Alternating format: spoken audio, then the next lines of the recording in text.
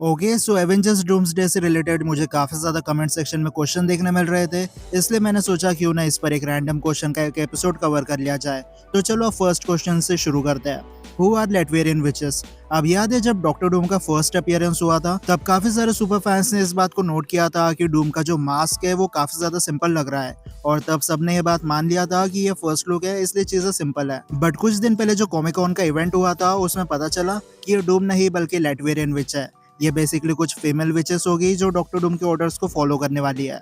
But comic cone में एक चीज डिफरेंट देखने मिली। लेटवेरियन विचेस के कॉस्ट्यूम का कलर चेंज हो रहा था, और ये कोई रैंडम कलर नहीं थे। यहाँ 4 कलर देखने मिले, और सब मैजिक यूजर को हम ऑलरेडी एमसीयू में देख चुके हैं। जैसे सबसे पहले दिखाई देता है ग्रीन कलर, जो Asgardian Loki God of magic का कलर है, और सेल्विस सेम मैजिक यूज करती है। देन रेड कलर देखने मिला, जो क्योस मैजिक है और सिर्फ स्कारलेट विच से यूज कर सकती है। फिर कलर चेंज हुआ पर्पल की तरफ, और purple magic effect dark magic को शो करता है, जो क्लिया यूज करती है डोरमामू के डिस्टेंट रिलेटिव, जिसे मल्टीवर्स ऑफ मैडनेस में देखा गया था। और फाइनली ऑरेंज कलर है, जो एल्ड्रिच मैजिक है, और एंशिएंट वन इस मैजिक को ओन करती है। सो थियरी ये है कि डॉक्टर डूम हर एक फीमेल मैजिक यूजर का माइंड करप्ट कर देगा, जिसके बाद ये उन्हें डिफरेंट मिशन पर भेजेगा अल्टरनेट यूनिवर्स में। तो ये मास्क के पीछे और कोई नहीं, फीमेल मैजिक यूजर्स है।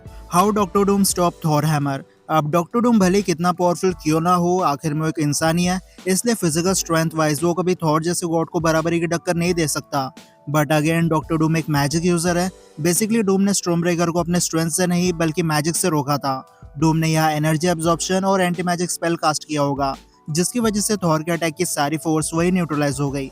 वैसे कॉमिक्स में डूम का जो आर्मर है उसके ऊपर र्यून स्पेल्स होते हैं, जिसकी वजह से इस आर्मर पर किसी भी टाइप का मैजिक काम नहीं करता। लेकिन अब प्रॉब्लम ये है कि यहाँ हम डूम को मैजिक स्पेल कास्ट करते हुए नहीं देखते, बट यहाँ पर मैजिक डिफरेंट है। एक तरफ डॉक्टर स्ट्रेंज को एल्ड्रिच मैजिक है, जिसे कास्ट करने के लिए हैंड गेस्चर्स करने पड़ते हैं, और अगर स्ट्रेंज के हाथ बांध दे तो मैजिक यूज नहीं कर पाता। बट डूम डार्क मैजिक और डीमन मैजिक को यूज करता है, जिसे कास्ट करने के लिए हैंड गेस्चर की नीड नहीं होती। इसलिए एंटी मैजिक और प्रोटेक्शन स्पेल की वजह से डूम इतने आसानी से थॉर के अटैक को रोक दिया। Okay, next question, Sentry role in Avengers Doomsday. अब सेंट्री तो डूम्सडे के ट्रेलर में सिर्फ एक कोने में बैठा हुआ था, बट सेंट्री का रोल डूम्सडे में बहुत इंपॉर्टेंट होने वाला है। सबसे पहले तो सेंट्री की थोड़ी बहुत पास्ट लाइफ को एक्सप्लोर किया जाएगा, वो कहाँ रहता है और उसकी मदर कौन थी। इसके बाद सेंट्री उसकी स्ट्रेंथ को शो ऑफ करेगा, जहाँ वो अपनी रॉ स्ट्रेंथ से 2 यूनिवर्स को रोकने की कोशिश करता है। ये सेम सिचुएशन हाइपेरियन के साथ हो गई थी कॉमिक्स में, बट हाइपेरियन यहाँ पर मारा जाता है, जबकि सेंट्री यहाँ पर मरेगा नहीं, बट अल्टरनेट यूनिवर्स डिस्ट्रॉय हो जाएगी। और क्योंकि सेंट्री की आंखों के सामने एक एंटायर यूनिवर्स डिस्ट्रॉय हो गया, इसलिए वो किसी तरह बियॉन्ड टाइम और स्पेस जाता है लोकी से फाइट करने, बट सेंट्री लोकी पर अटैक नहीं करता। अब लीक्स में तो इतना था, अब इसके आगे क्या होगा वो तो फ्यूचर में आने वाले ट्रेलर और टीवी स्पॉट्स से ही पता चलेगा। Why Magneto don't crush Doctor Doom armour? अब जो न्यू सुपर फैंस है उनके मन में ये बात चल रही है कि डॉक्टर डूम का आर्मर तो मेटेलिक है, तो मैग्नेटो जैसे कैरेक्टर्स इसे क्रश क्यों नहीं कर देते? अब इसके 2 रीजंस है। सबसे पहले मैग्नेटो डूम्सडे के स्टार्टिंग में मरने वाला है, सो वो चाहकर भी डॉक्टर डूम पर अटैक नहीं कर सकता। और दूसरी बात, डूम अपने यूनिवर्स के सबसे इंटेलिजेंट ह्यूमन में से एक है। जैसे डूम का आर्मर एंटी मैजिक है, वैसे इसमें एंटी मैग्नेटिक प्रॉपर्टीज भी देखने मिल जाती है। मैग्नेटो की पावर्स डूम के आर्मर से सीधा रिपेल कर जाती है।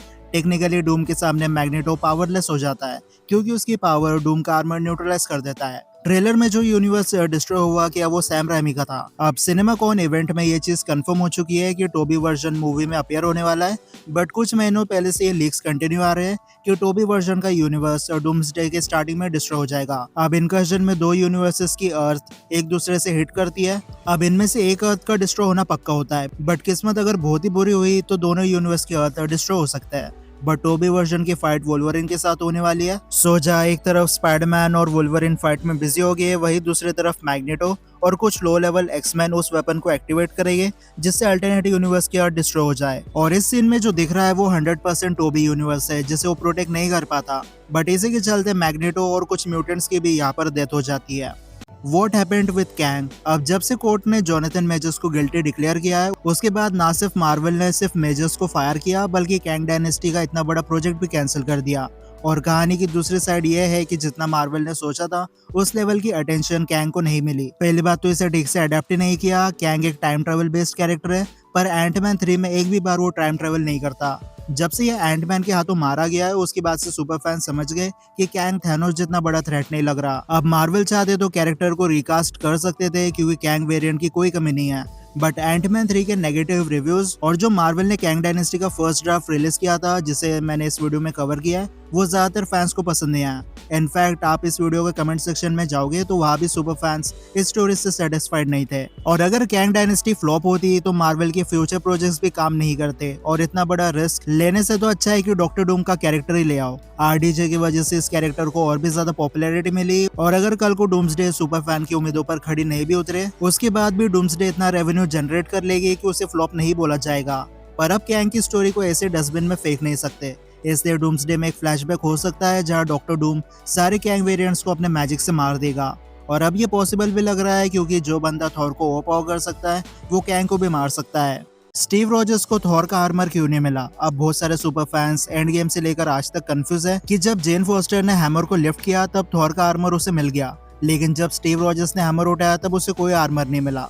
अब ऐसा क्यों? तो सबसे पहले बात करते ओडिन के स्पेल की। ओडिन ने कहा था कि जो भी इस हैमर को उठाएगा, अगर वो वर्दी है तो उसे थॉर की सारी पावर्स मिल जाएगी। और लाइटनिंग मैनिपुलेशन थॉर की इकलौती पावर्स नहीं है।